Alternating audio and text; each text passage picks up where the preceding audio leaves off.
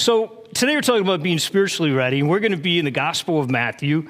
It's Matthew chapter 25, and it's a parable that Jesus teaches, and it sounds like I'm going in and out. Can we get a different lav, maybe? Test 1, 2. Test. Test 1, 2. Test. Yeah, it must be the cord. We'll need to get a new cord or something. Okay, don't touch the cord. All right. So in this parable of that Jesus is teaching, it's called the parable of the 10 bridesmaids. And, one day when I'm having a discussion with Jesus, I'm probably going to tell him, this is not one of my favorite parables. It's an okay one, but we don't know a lot about what were the marriage customs back then. And so I'm thinking about this parable, though, and ultimately it is about being ready, about being spiritually prepared, and being ready for when Jesus comes again. And so I think about, how do we do that in the chaos of life today? Now, have any of you ever, when you were younger, that merry-go-round that you would spin on and you'd run and jump on, and somebody'd spin it faster, and you just feel like you're going to fall off? You ever feel like that in the earth sometimes? Well, did you know that we travel in our orbit at 67,000 miles an hour? We're spinning at a rate of 1,000 miles an hour. So if you feel like, can the world just stop and let me off a minute so I can rest? You're in good company. A lot of things are moving in our life. So I do need somebody to help me today, because I'm going to share with you guys something that you've never heard before, but I need your help. So I just need one volunteer. Anybody, come on up. Doesn't matter who. Everybody's like, no, we know what happens when you volunteer. So over here, Daniel. There you go.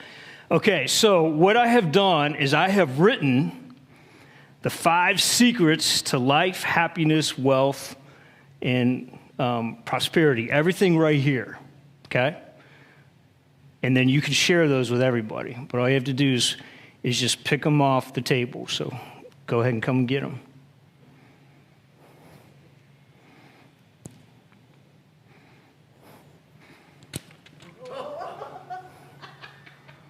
What happened? Everything flew off.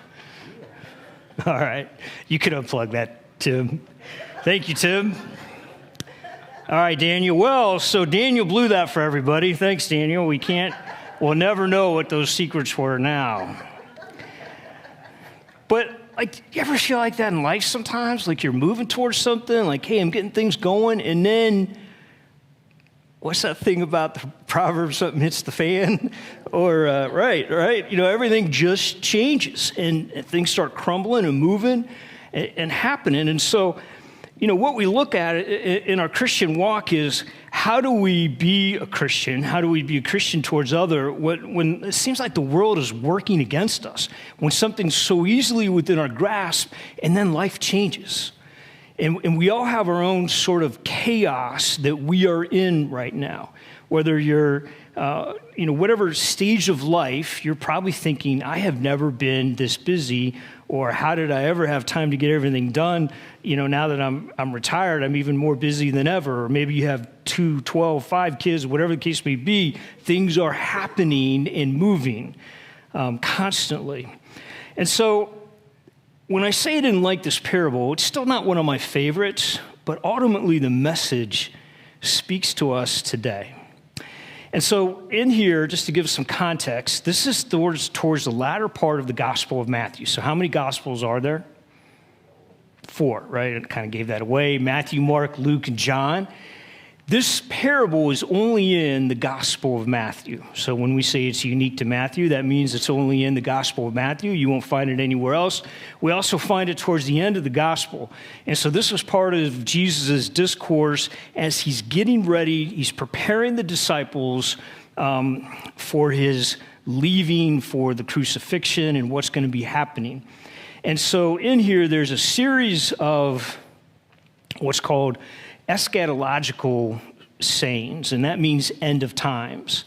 Now, when we think of the eschaton or the end of times or the apocalyptic, what's going to happen at the end of times, we think of that as the ending. Well, Walter Brueggemann would say that the ending is really the new beginnings. And so you look at in Revelation, see, God says, I'm doing a new thing.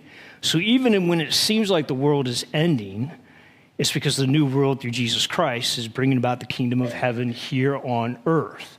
So new things are happening. And so Jesus is preparing the disciples for his leaving, for what is going to happen at the end of times.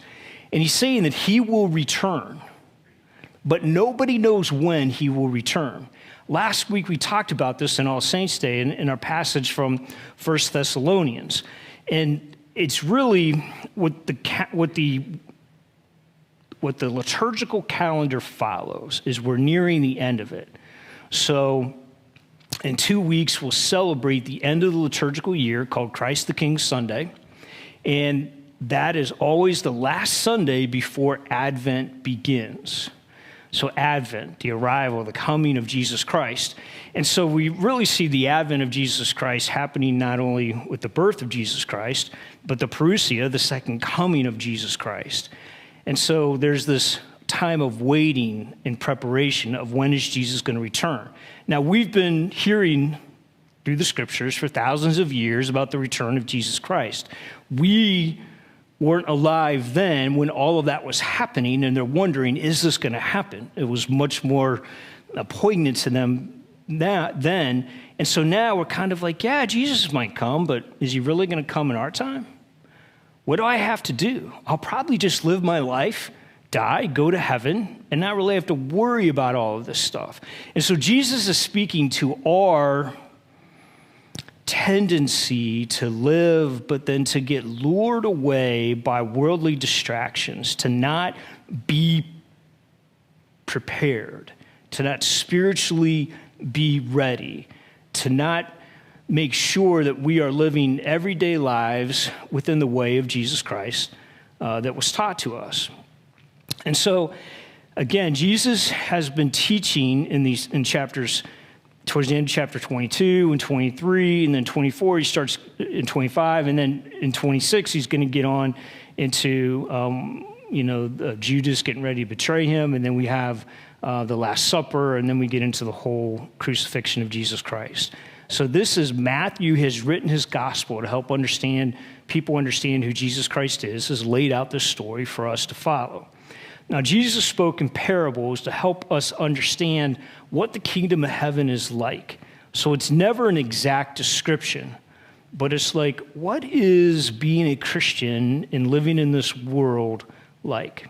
So Matthew 25, verses 1 through 13, the kingdom of heaven will be like this. 10 bridesmaids took their lamps and went to meet the bridegroom. 5 of them were foolish and 5 were wise. When the foolish took their lamps, they took no oil with them. But the wise took flasks of oil with their lamps. As the bridegroom was delayed, all of them became drowsy and slept. But at midnight there was a shout, "Look, here is the bridegroom, come out to meet him." Then all those bridesmaids got up and trimmed their lamps. And the foolish said to the wise, "Give us some of your oil, for our lamps are going out." But the wise replied, "No, there will not be enough for you and for us. You had better go to the dealers and buy some for yourselves." And while they went to buy it, the bridegroom came, and those who were ready went with him into the wedding banquet, and the door was shut. Later, the other bridesmaids came also, saying, "Lord, Lord, open to us." But he replied, "Truly, I tell you, I do not know you. Keep awake, therefore, for you know neither the day nor the hour." You know neither the day nor the hour. How do we live within the chaos of our life, trying to do the things that we need to do, balancing our faith with all the demands of family, the demands of work? Is there ever really a balance, or is it just kind of a movement in and out? And so Jesus here is saying, in this situation, and this is going to go back to, remember we've talked about the wheat and the weeds, how it's kind of hard to tell them apart, that Jesus will come and separate the sheep and the goats. And so here, there's this message to the disciples. It's really there's going to be believers or disciples, and there's going to be what is referred to as the pseudo-disciples, or people who were never really followers of Jesus Christ, because as time goes on, they fall off. They are unprepared. They are not really doing what has been asked of them by Jesus Christ. And so oil is a symbolism within the Jewish understanding of good deeds. And so what Jesus is saying here is, your oil that you have ready are the good deeds, how you live your life while we wait for the return of Jesus Christ. And so for the bridesmaids, they would have been waiting for the bridegroom, because the romantic notion that we have of marriage was not in place back then. It was all arranged. The families would be negotiating the marriage of the couple. And so this would take a couple years, a year to two, and so there would not be an engagement, but there would be a betrothal period where the female was betrothed to the male. Well, then they would work out the dowry, what the bride's parents would give to the groom. But then there would also be the indirect dowry, what actually the groom's parents would give to provide for the bride. And then there was... what's that there? There's a wealth factor that was attributed in there that would be used by the couple to help sustain them. And this negotiating would be, financial arrangement would be negotiated between the families. And so that's this period of waiting. And then the groom would come, and then the bride would have to be taken to the groom's father's house. And so that's where the bridesmaids would be with their lamps leading the way. So what's interesting in all of this is we see it start out, and we might ask the question, well, if they ran out of oil, why didn't they just share? Because they asked them, can we have some of your oil? And the wise one said no. Well, we can't share our good deeds. There's an individual responsibility that is you believe in Jesus Christ and are going to follow the way of Jesus Christ. Those are the things that you have to do yourself. You can't latch on, because you've never done it, the good deeds done by another. There's also no way that you and your spiritual preparedness can be made ready, justified, saved, without making that decision yourself. I follow you, Jesus Christ. My kids can't follow my decision. They need to make that decision on their own. So I look at this, and as we talked about, there's a lot of end of times discussions that come up these days, especially with the wars and so forth.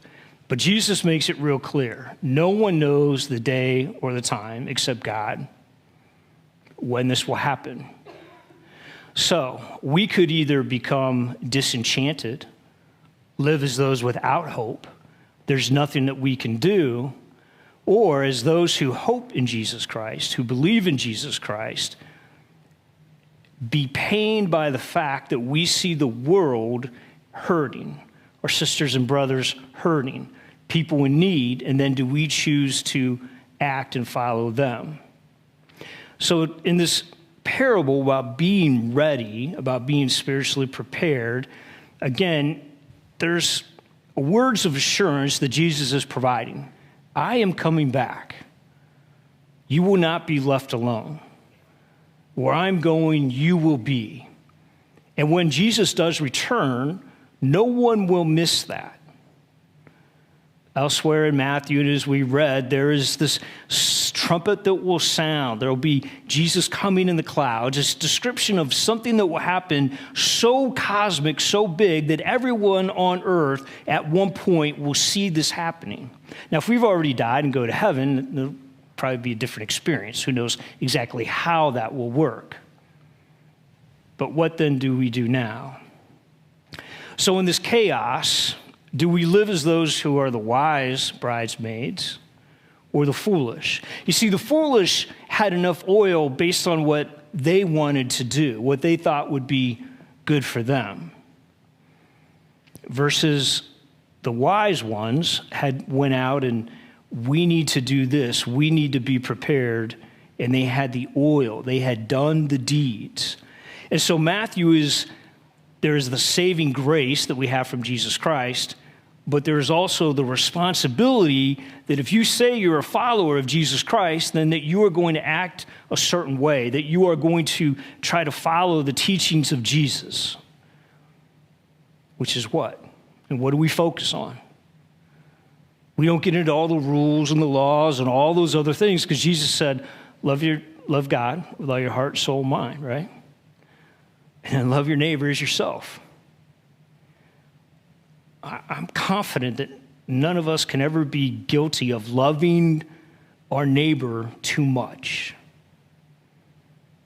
I just had a conversation with somebody yesterday who came to pick up some free wood that I was giving away because I had gotten it free, and so I was giving it away free because I wasn't going to use all that. And we were talking, and he found out that I was a pastor. He's like, "Oh yeah, I used to go to this church, but they're pretty judgy." I'm like, "Oh, all right," and I'm just listening. And he's like, "Yeah, they're pretty judgy, and I went to this other church, and they were a lot more accepting because there was a guy there with tattoos and had overcome a drug addiction, stuff like that. That would have never went over in our church." And I'm thinking, wow, love, right? Love God, love your neighbor.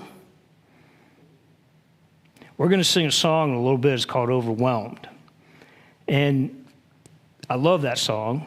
And I usually have to listen to it about 6 times in the morning at home to get through my worship of that song of God. And there's a beautiful imagery in there about running into the arms of God, not ashamed because of mercy.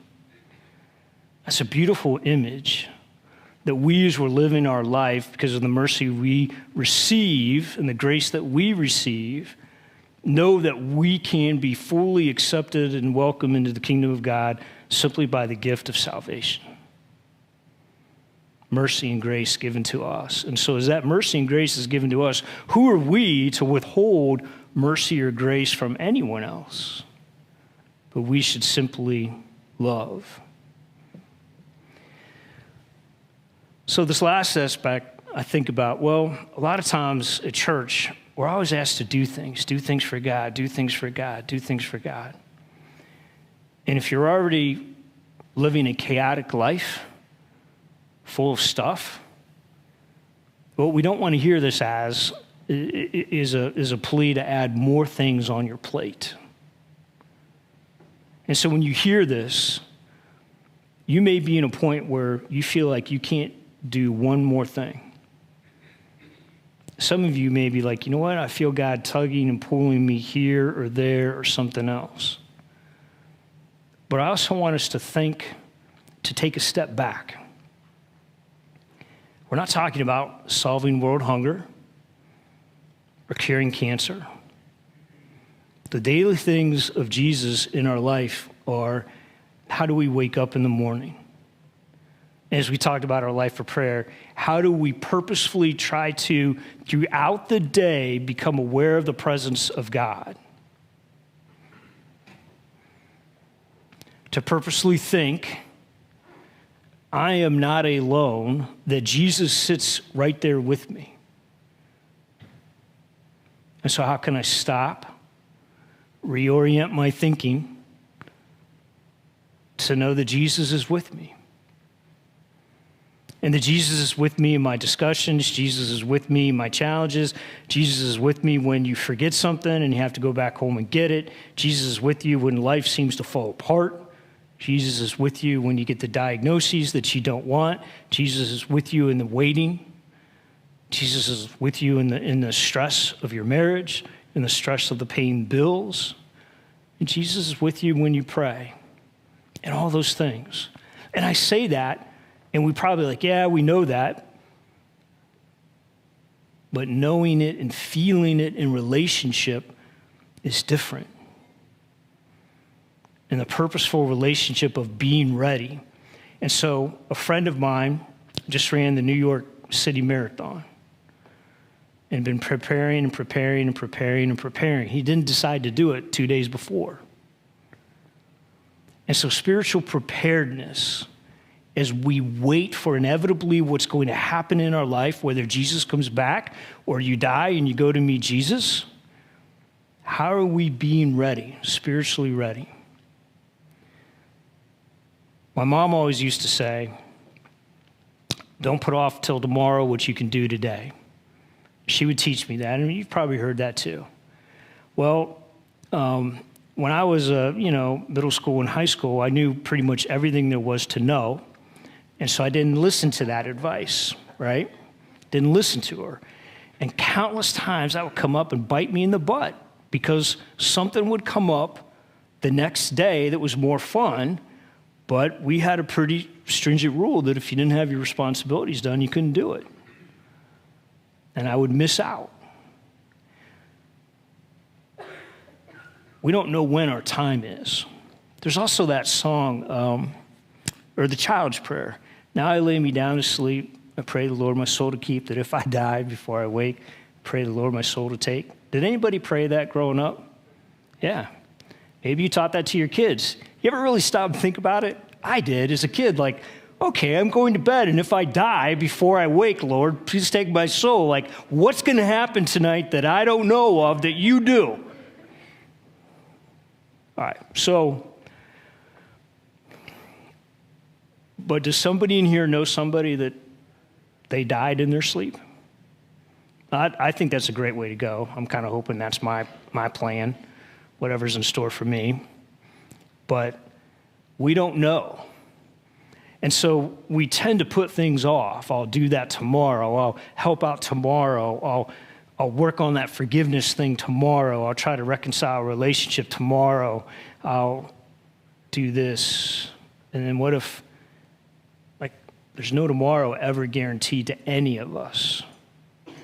Any of us. So how are we spiritually prepared now? And so you look at your life. If we were to have your funeral today, because last week we talked about what would we say at your funeral? If we were to have your funeral tomorrow, what would we say about you? What would we look back on the last week or two of your life and say? What things have you been doing? What activities have you been involved in? How have you made an impact? How did you lead a life of prayer? Whatever it may be. Not saying things have to be tremendous, but your relationships with others, what are they like? So if you can look back over the last 2 weeks, and if there's something in there that you wouldn't want said at your funeral, or there's things like, you know what, I'd like this to be said at my funeral, but there's not enough stuff there, then what will you do about it? What will you say? What change will you make in your life? I know it's November, but back in January, we started the Atomic Habits study. Small changes, little incremental changes in our life, so that 6 months later, you could look back and say, hey, thank you. Good job. And so Jesus is talking about being ready. So if somebody tries to get into a discussion about end of times and all this and that, don't let that lead you down an anxious conversation or bring worry. There's nothing you can do about it anyways, and they don't know anything more than you do. We rest in assurance that Jesus is going to be with us. We rest in assurance of the salvation that is ours, that we'll either be in heaven or we'll meet Jesus in the sky, one way or the other. But as we live that way, there's going to be something that's moving inside of us that says, over here, how do you be Jesus to others in a way that's empathetic, compassionate, non-judging, loving, affirming, inviting? It's not always easy. Maybe it's just not easy for me. I shouldn't project that onto you, but it's not always easy. I was doing something this week here at the church. I was power washing the sidewalk underneath the portico, and some person had the audacity to stop by and ask for gas money. So I had to stop what I was doing. But in this situation, I could tell it was a legitimate request. And so I had to change my attitude. And then we talked. And I said, you know what? I'd love to see you at either 9:30 or 11. Who knows, right? That's a little example of the challenges that we have, the disruption, the chaos that happens in your life, right? We all deal with that. But we don't beat ourselves up with that, because that's where mercy and grace comes into play. And this Jesus who knows you is still right there with you. And if we're living a life of prayer, as Paul said, to pray without ceasing, we're looking back and realizing, okay, God was with me here.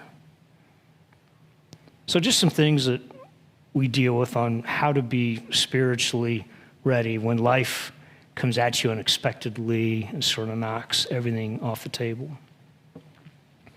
And so today, if you're feeling that maybe you want to make a step of faith to change something in your life, when we're ready for communion, we'll have a call where I'll pray with you, or elder can pray with you, and to come up and pray over your life. Let's be in prayer now.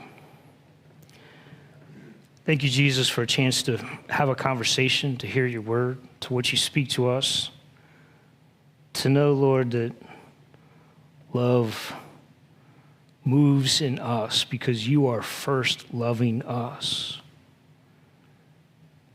God, I wouldn't be able to know who you are if you weren't first talking to me and talking to each person that's out there now.